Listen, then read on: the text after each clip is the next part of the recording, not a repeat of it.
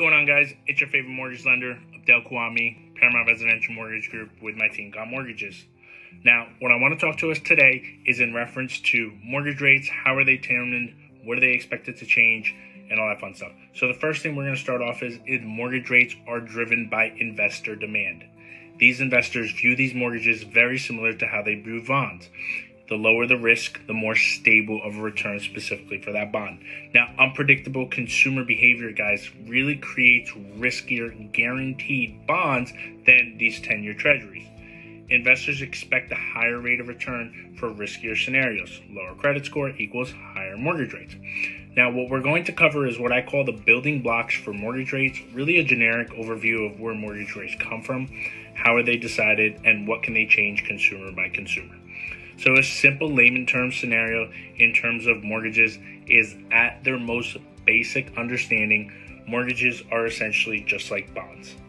They are fixed income investments where an investor fronts a lump sum and is paid back over time, whether it's 10 years, 15, 20 years, and so on and so forth. Now, there's many different types of bonds within the bond market. And those that are similar to each other actually tend to move in the same direction, based on investor demand. So movement in the bond market generally translates to movement in mortgage rates, okay? Now from there, lenders tack on additional adjustments to rates, and it's all based on your credit score. The lower your credit score, the more riskier, the higher your interest rates. Your residency type, if you're living in an owner-occupied versus an investment. Your loan to value, how much you're financing and how much you're putting down. The least amount of money down, the riskier it is, additional risk factors.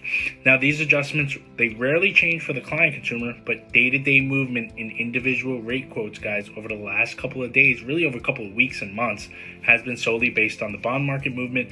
We're expecting a little volatility. We're already seeing it based on the Fed meeting tomorrow. I shot a video earlier today, kind of expecting what we're going to see with the 75 basis point hike.